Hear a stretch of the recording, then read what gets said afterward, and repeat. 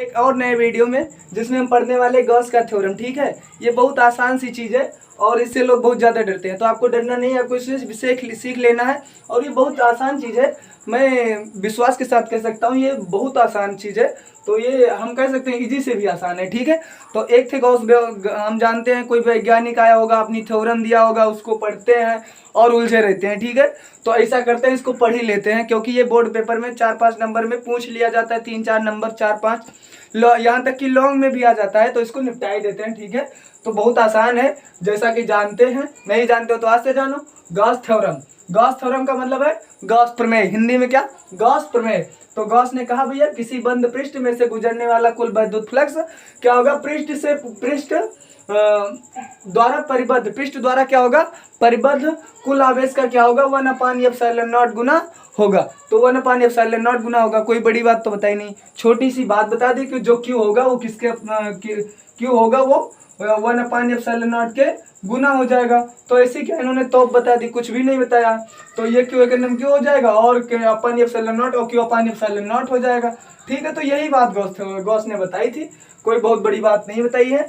तो आगे बढ़ते हैं, मान लेते हैं, क्योंकि फिजिक्स और मैथ में हमें ज़्यादातर मानना ही पड़ता है। तो ऐसा करते हैं कि हम क्या करते हैं, मान लेते हैं। ठीक है, तो क्या माने, माना किसी बंद पृष्ठ द्वारा परिबद्ध आवेश क्या है, क्यू है। भैया जो पृष्ठ है उस पर आवेश कितना है, क्यू है, और क्यू है तो बंद पृष्ठ से गुजरने वाला विद्युत फ्लक्स कितना हो जाएगा। गॉस ने बताई थी फाई ई बराबर क्या हो जाएगा, क्यू अपान ε0 गुना होगा, ε0 हो जाएगा, क्योंकि क्यू किसके गुना होता है, 1/ε0 गुना के बराबर होता है। क्यू किसके बराबर होता है, क्यू होता है 1/ε0 गुना के बराबर। तो ऐसा फाई बराबर हो जाएगा क्यू अपान ε0। और भैया यही गॉस का क्या है, थ्योरम है, या गॉस का प्रमेय है। ठीक है, बात समझ में आई, नहीं समझ में आई तो दोबारा समझ लो। क्यों दोबारा समझ लो, क्योंकि समझ में आनी चाहिए। अगर नहीं समझ में आई तो टाइम बेकार करने से क्या फायदा। ठीक है, तो समझ लो गॉस थ्योरम। गॉस थ्योरम का मतलब है भैया किसी बंद पृष्ठ में से गुजरने वाला जो कुल विद्युत फ्लक्स होगा वो पृष्ठ द्वारा परिबद्ध कुल आवेश का कितना होगा, 1/ε0 गुना होगा। ठीक है, तो मान लिया फिर परिबद्ध पृष्ठ द्वारा आवेश क्या है, क्यू है, ये है, वो है, तो बंद पृष्ठ से गुजरने वाला कुल विद्युत फ्लक्स फाई बराबर क्या हो जाएगा, क्यू अपान ε0 गुना हो जाएगा। और ऐसा बहुत आसान है, ये सारी चीजें बहुत आसान है, और ये गॉस के थ्योरम है।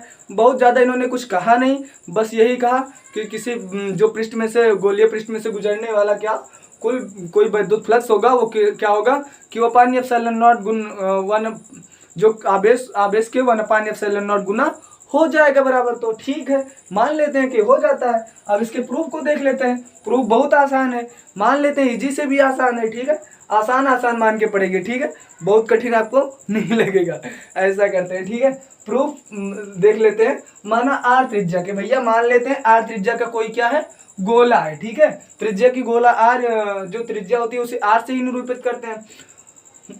आर त्रिज्या के गोलीय पृष्ठ के केंद्र ओ, जानते हो जो गोला होता है उसका केंद्र भी कोई होता है, तो केंद्र क्या है, ओ है। तो केंद्र ओ पर आवेश क्या रखा है, क्यू रखा है। यहाँ पर आवेश क्या रखा है, क्यू रखा है। आवेश क्यू के कारण आर दूरी पर, आवेश क्यू के कारण क्या है, आर दूरी पर, यहाँ से लेकर के यहाँ आर दूरी पर क्या करते हैं, बिंदु ए पर उत्पन्न विद्युत क्षेत्र की तीव्रता की गणना करते हैं। कूलाम के नियम से जानते हैं ई बराबर क्या होता है, बताओ ई बराबर क्या होता है। आप जानते हो, नहीं जानते हो तो जाके पढ़ के आओ। क्या पढ़ के आना है तुम्हें, कूलाम का नियम पढ़ के आना है। ई बराबर क्या होगा, 1/4πε0 into Q upon R square. विद्युत क्षेत्र की तीव्रता वहां से आप कैलकुलेट कर सकते हो, बहुत आसान है। या तो फिर किसी बिंदु आवेश पर द्वारा उत्पन्न विद्युत क्षेत्र की तीव्रता ही पढ़ लो, ये भी बहुत आसान है। तो ऐसा जानते हैं ई बराबर 1/4πε0 into Q upon R square, बहुत आसान है। तो ठीक है, आगे बढ़ते हैं। क्या आसान है, तो बहुत आसान है। गोलीय पृष्ठ का क्षेत्रफल क्या है, ds है। तो गोलीय क्षेत्र के जो हम छोटा सा क्षेत्रफल क्या ले लेते हैं, ds ले लेते हैं। यहाँ से यहाँ तक ले लिया, छोटा सा क्षेत्रफल क्या ले लिए, ds ले लिया। इस गोलीय पृष्ठ द्वारा विद्युत क्षेत्र की तीव्रता वेक्टर ई होगी। जो इससे इस आवेश द्वारा कोई विद्युत क्षेत्र की तीव्रता बनेगी वो कितनी है, वेक्टर ई है। और क्षेत्रफल डी वेक्टर ds पर क्या होगी, समांतर और समान दिशा में, इसलिए क्या होगा, थीटा बराबर क्या हो जाएगा, बताओ, थीटा बराबर 0 होगा। ठीक है, समझ में आई बात, थीटा बराबर क्या होगा, 0 होगा। ठीक है, तो थीटा बराबर क्या होगा, 0 डिग्री हो जाएगा। अब बाद में हम थीटा का मान रख देंगे, कॉस थीटा बराबर 1 होता है। पक्का जानते हो, नहीं जानते हो जान जाओ से ना। गोलीय पृष्ठ के क्षेत्रफल अवयव में से गुजरने वाला कुल विद्युत फ्लक्स कितना हो जाएगा, डी फाई ई बराबर vector E into vector D S, vector E into vector D S. D phi बराबर क्या हो जाएगा, vector E into vector D S into cos theta. अब यही वो असमय है जब हम क्या करेंगे, कोस थीटा का मान रख देंगे।